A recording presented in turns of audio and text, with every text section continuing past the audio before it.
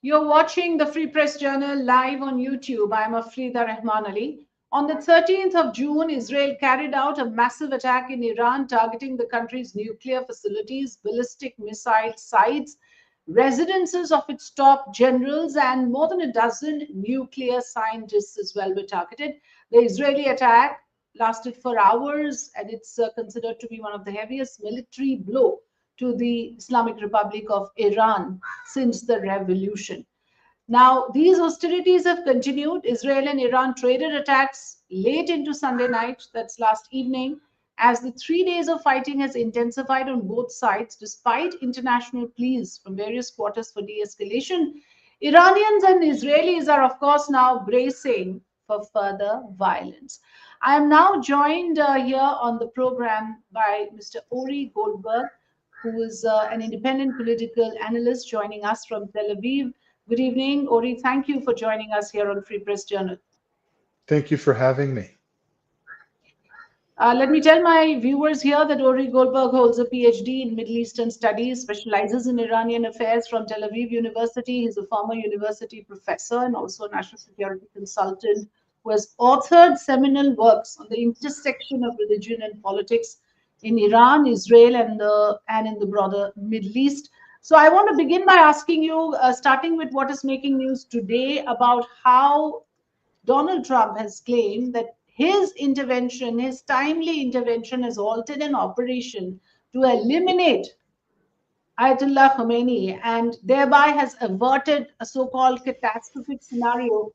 Do you really believe that Mr. Netanyahu is going down that road now? I believe Mr. Netanyahu is, as the Americans say, going for broke. He has no other option but to gamble everything on this operation, on this war that he started with Iran in unprovoked unilateral fashion. There are two reasons for that. The first is that Israel has reached the end of its rope in Gaza. It has exhausted all of its options. The second is that Mr. Netanyahu is very much closely identified with this failure in Gaza. And I believe that he timed the strike on Iran precisely so as to try and drag the world to support Israel again, to make the international community forget Israel's crimes in Gaza. I don't think that he's succeeding. I don't think Trump wants to be a part of this Israeli offensive, which is why he vetoed Khamenei's assassination. But I also don't see Trump allowing US troops to get actively involved in what is happening in Iran. Yeah, we are reporting over 200 dead already. So the casualty figures are fast climbing, and it is not as if Israel is not on the receiving end. There are reports now.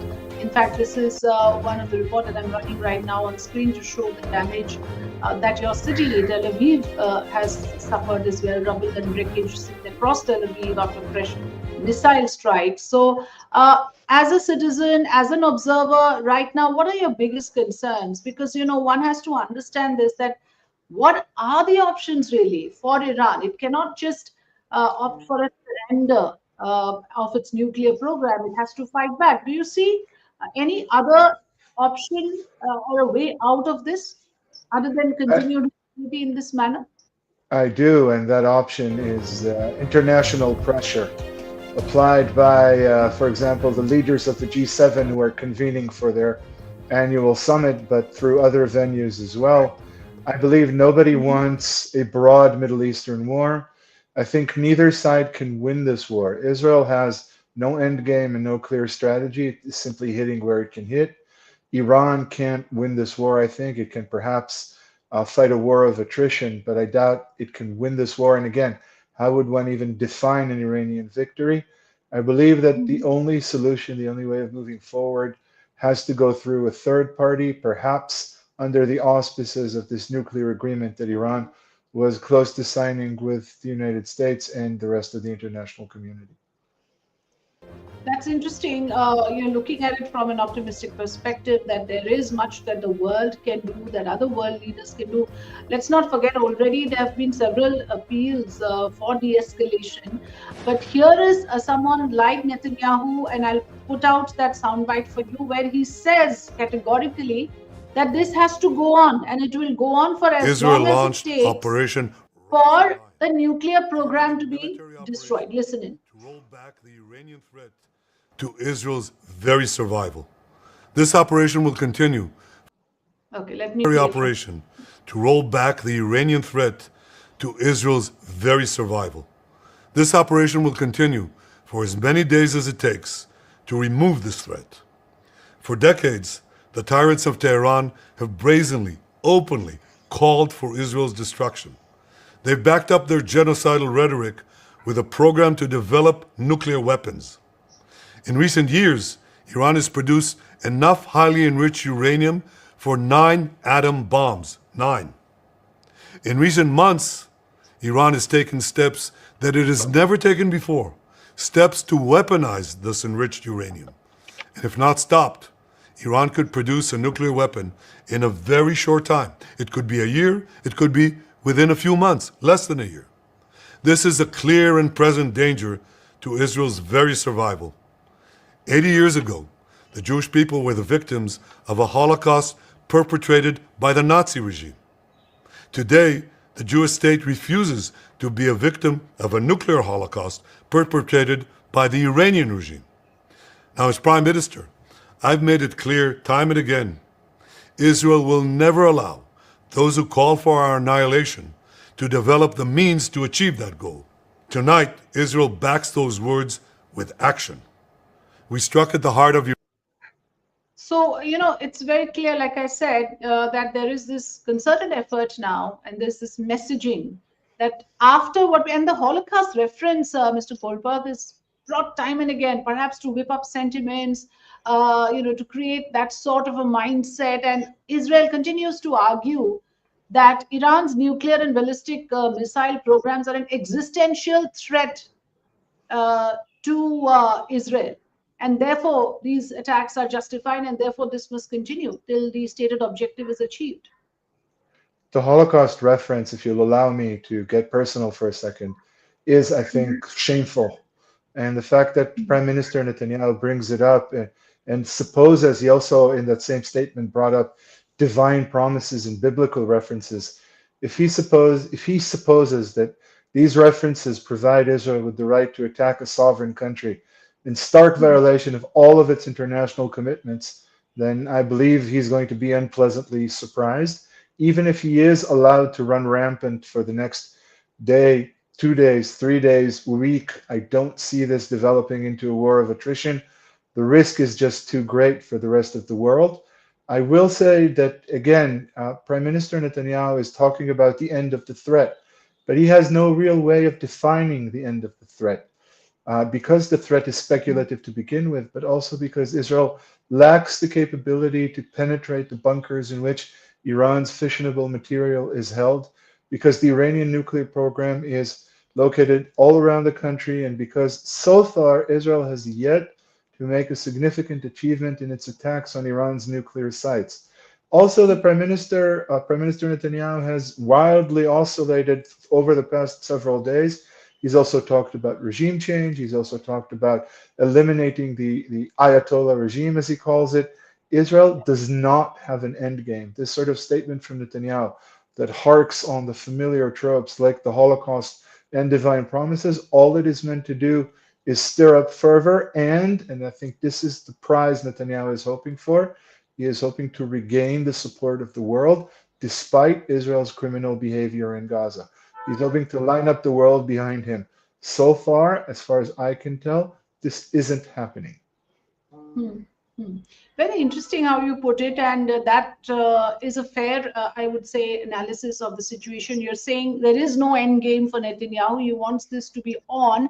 Let's step back a little and look at the overall picture, and what is being reported widely now, Mr. Goldberg, is this, that Israel sees an opportunity here. It has wanted this for many, many years. You have Donald Trump on the saddle now. You have Iran, according to Israel, weakened in terms of military prowess, with the Hamas and the Houthis and the Hezbollahs inflicted major damage. And, therefore, Netanyahu now comes with renewed vigor to sort of go for the kill and to go for the, further assault on Iran, so that like you said, there's a regime decapitation which is on the agenda now.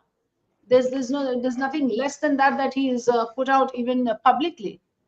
Everything is on the agenda and nothing is on the agenda because he is not receiving international support in this quest. And his address to the Iranian people to rise up and do Israel's job for it is only achieving the contrary. If after Israel's initial strike there were disgruntled Iranians who were, for example, cheering the Israeli warplanes on, now there are no longer such Iranians because Iran is under attack. And no matter how critical of the Islamic Republic those citizens are, when they feel that they are personally under attack, they will rally around the flag, just as the Israelis who have been protesting against Netanyahu for weeks and months and years have rallied behind him in this strike. But again, the important point is that Netanyahu is talking about some sort of victory. But just like in Gaza, this is the important point. Just like in Gaza, he has no real means for defining that victory. He has not developed a political mechanism that will allow him to claim victory in sustainable fashion. And that must mean that Israel cannot win. If you do not have a pre-existing definition of victory, you can't win. Yeah, you also mentioned, in your previous response that this nuclear program, where exactly it's located, what will it take for Israel to get there? Nobody knows. And this actually is reminiscent of what happened in the Iraq War, where you went looking for weapons of mass destruction. You ended up literally reducing a country to the rubble. Given that, how much is the US influence that you see here? And a lot of reports are saying this was a much needed restraint that Donald Trump exercised. Is it really that, or is there something more to this? I don't think I think the US was informed about this attack, but I don't think the US was a part of this attack.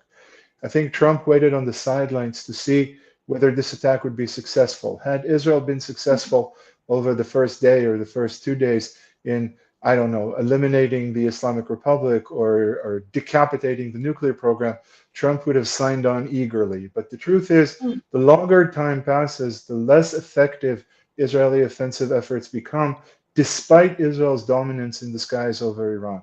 Israel apparently can do anything it wants in the air above Iran, but Israel has not achieved what it set out to achieve. It has not lit the fire of rebellion. It has not ended the Iranian nuclear program. And the more Israel gets sucked into this, the more complicated achieving these goals is going to be. I would even say the more impossible. Trump does not want an impossible quest. Trump does not want a war. I think we can expect Trump to offer Israel passive support, but to gradually, and this would be in similar fashion to the leaders of the United Kingdom and France, to gradually distance himself from the Israeli effort.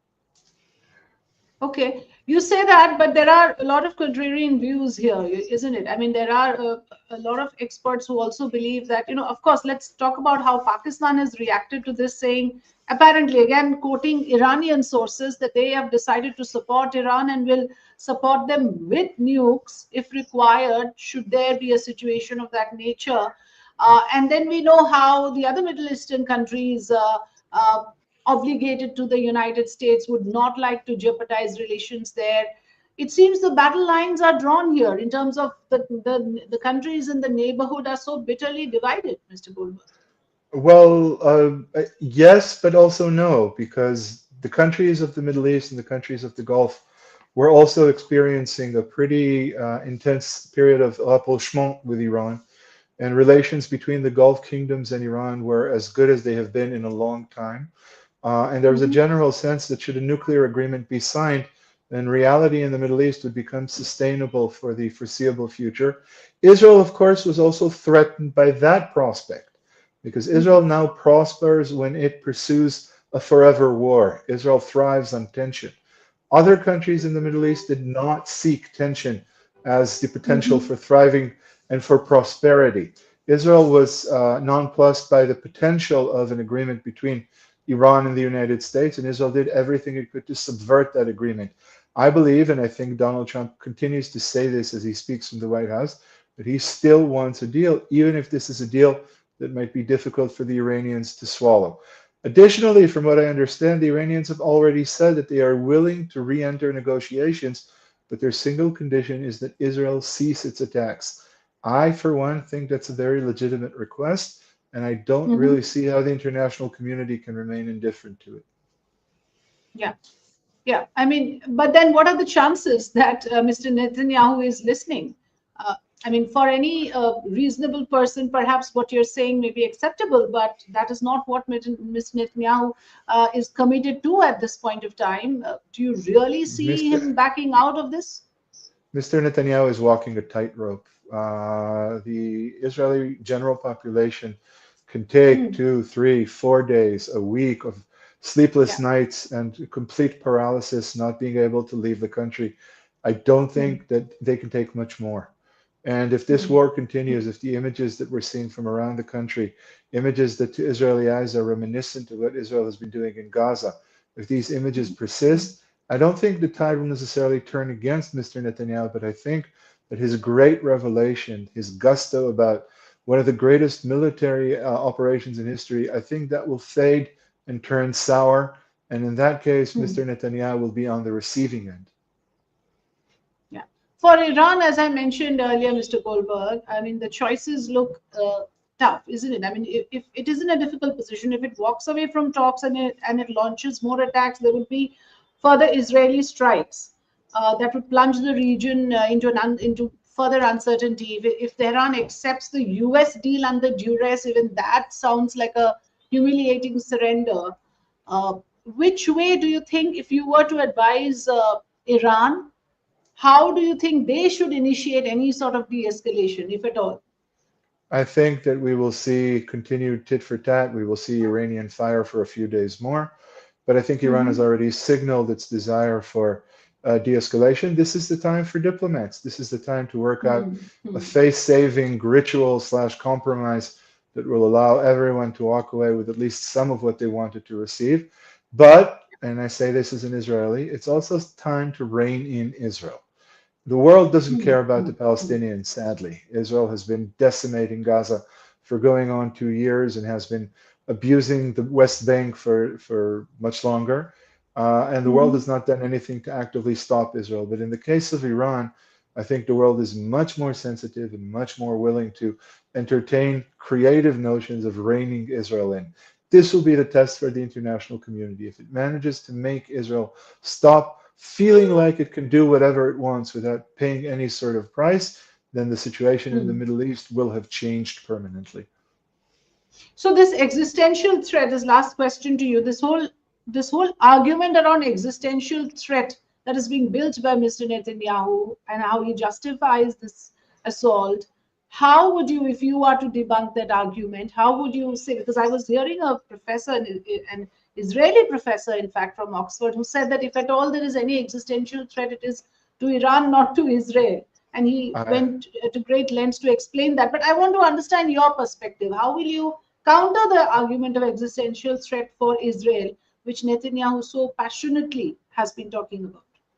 Very simply, Israel has, according to reports from outside the country, hundreds of nuclear devices deliverable on a broad variety of platforms. Iran does not have a nuclear bomb. The decision to construct a nuclear bomb is a political one. All depends on the political behavior vis-a-vis Iran. So that would be one way to debunk that argument. The country with the nuclear bombs doesn't get to argue that the country that has nuclear bombs poses an existential threat to it. The second argument would be about the nature of the attack. Israel claims that this was a preventive strike.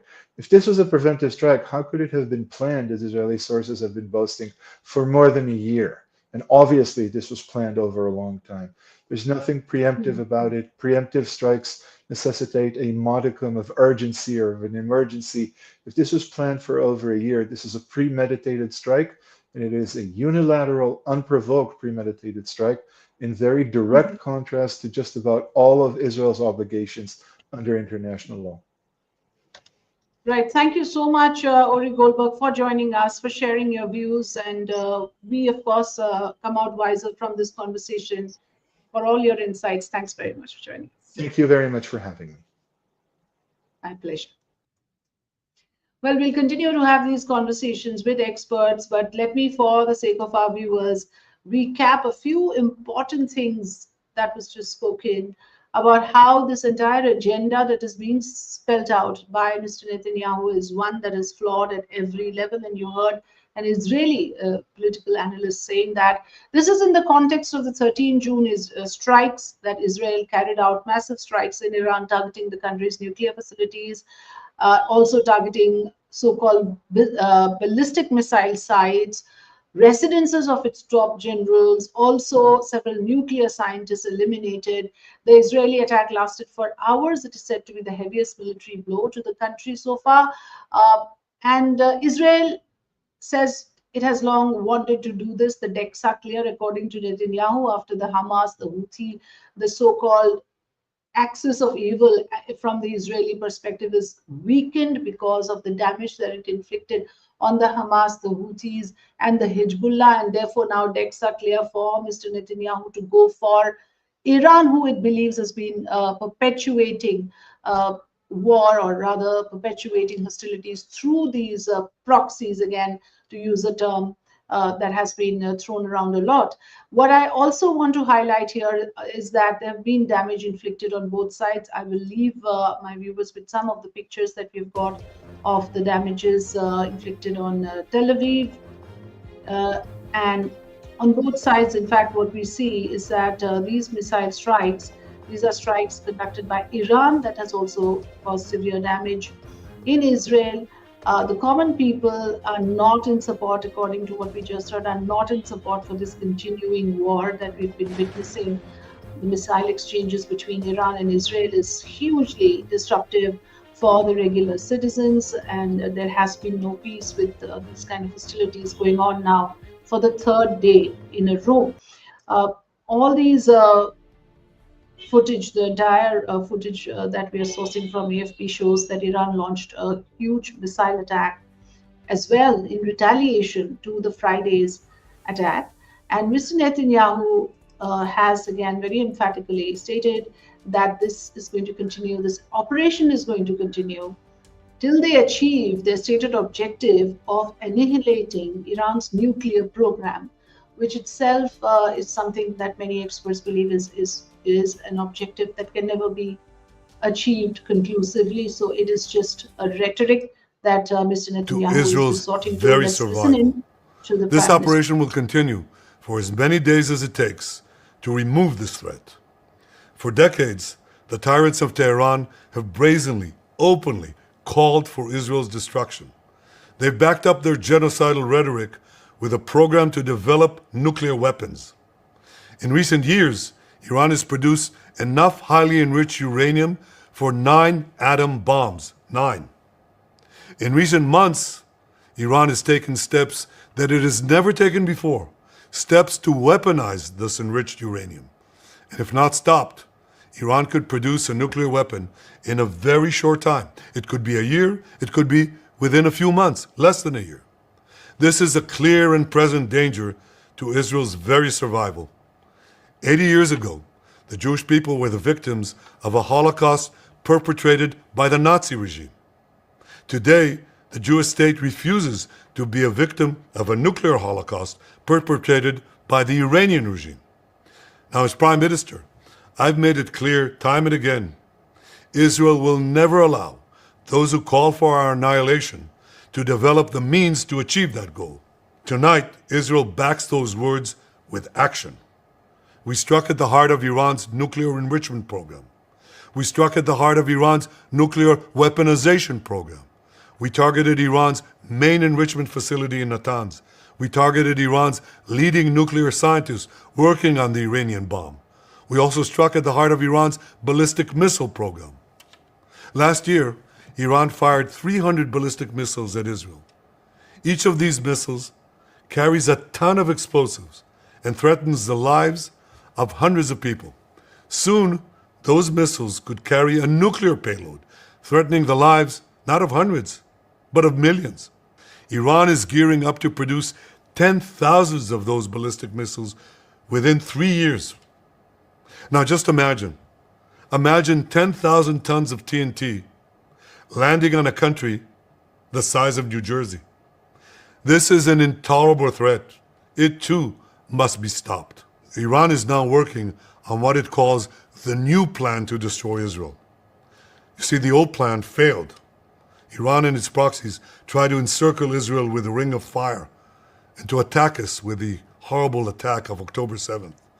But the people of Israel, the soldiers of Israel, rose like lions to defend our country. We crushed Hamas, we devastated Hezbollah, we hit Iranian proxies in Syria and Yemen. And when Iran directly attacked us twice last year, we struck back inside Iran itself. Yet in defending ourselves, we also defend others. We defend our Arab neighbors. They too have suffered from Iran's campaign of chaos and carnage. Our actions against Iran's proxy Hezbollah led to the establishment of a new government in Lebanon and the collapse of Assad's murderous regime in Syria. The peoples of those two countries now have a chance for a different future, a better future. So too do the brave people of Iran, and I have a message for them. Our fight is not with you.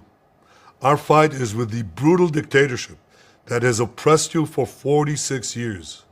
I believe that the day of your liberation is near. And when that happens, the great friendship between our two ancient peoples will flourish once again.